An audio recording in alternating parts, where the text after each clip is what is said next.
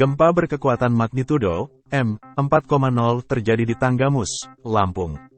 Gempa berada pada kedalaman 10 km.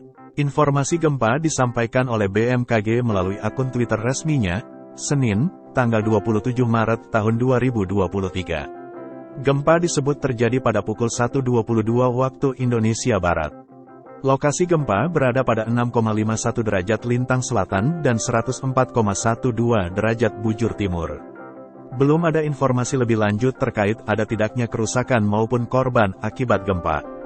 BMKG menyampaikan informasi yang disampaikan mengutamakan kecepatan sehingga data dapat berubah.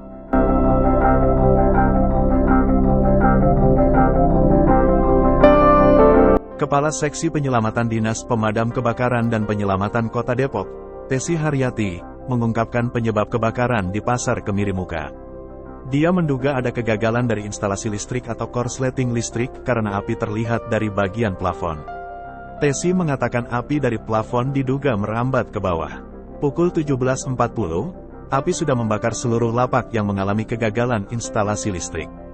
Pemadaman kebakaran pasar itu terkendala dengan api yang berada di atap kios, sehingga personelnya harus menyisir lokasi yang ada di atas. Kebakaran yang terjadi menjelang waktu berbuka puasa itu menyebabkan para personel damkar dan penyelamatan tidak bisa segera berbuka puasa. Mereka juga tidak ada yang berbuka puasa saat di TKP. Pemadaman kebakaran Pasar Kemirimuka berlangsung 40 menit, mulai dari personel tiba di lokasi sampai pendinginannya. Tesi mengatakan, insiden kebakaran Pasar Kemirimuka Depok tersebut tidak menimbulkan korban jiwa karena kios dalam kondisi kosong.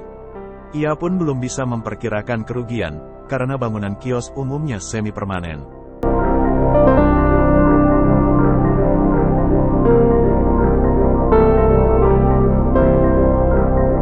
Kementerian Perhubungan, Kemenhub, mengkaji penggunaan Pelabuhan Bojanegara dan Pelabuhan Bandar Jaya pada mudik Lebaran 2023.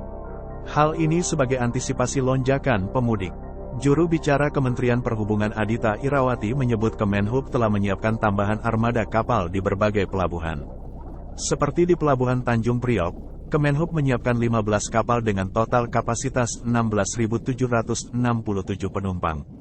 Kemudian, Kemenhub juga melakukan uji petik alias inspeksi keselamatan pada kapal-kapal yang telah disiapkan. Hal ini demi memastikan kapal bisa beroperasi dengan layak. Uji petik sendiri akan dilakukan di Pelabuhan Tanjung Priok, Pelabuhan Samarinda, Surabaya, Pelabuhan Makassar, Pelabuhan Batam, Banyuwangi, Pelabuhan Palembang, serta Pelabuhan Belawan. Selanjutnya, Kemenhub juga menyiapkan fasilitas command center, salah satunya di Pelabuhan Tanjung Priok. Command Center berfungsi sebagai pusat pengendalian operasi kontainer dan non-kontainer, multipurpose, termasuk pelayanan kapal. Dengan begitu, kemungkinan terjadinya keramaian karena ada pembatasan angkutan logistik jelang hari Lebaran dapat diketahui lebih awal. Kemenhub juga tengah berkoordinasi dengan Pelindo dan stakeholder terkait untuk mengupayakan fasilitas mudik gratis bagi pekerja dan buruh di lingkungan sekitar Pelabuhan Tanjung Priok dan Pelabuhan Tanjung Perak. Mudik gratis itu dengan menggunakan bus atau kereta api. Dengan begitu, bisa mengurangi jumlah pemudik menggunakan sepeda motor karena potensi kecelakaannya sangat tinggi.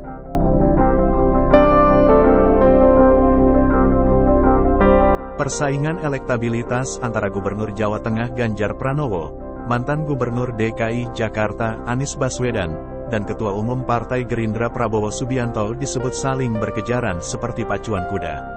Hal itu disampaikan oleh Direktur Eksekutif Indikator Politik Indonesia, Burhanuddin Muhtadi, dalam pemaparan hasil survei yang mereka lakukan pada Minggu, tanggal 26 Maret tahun 2023. Nama semi terbuka menurut Indikator Politik Indonesia. 1. Ganjar Pranowo, 30,8%. 2. Prabowo Subianto, 21,7%. 3. Anies Baswedan, 21,7%. Survei Indikator Politik Indonesia sendiri dilaksanakan dengan wawancara tatap muka pada 9-16 Februari tahun 2023 dan 12-18 Maret tahun 2023. Total sampel responden yang diwawancarai secara valid pada survei Februari tahun 2023 berjumlah 1.200 orang, dengan margin of error sekitar 2,9% pada tingkat kepercayaan 95%.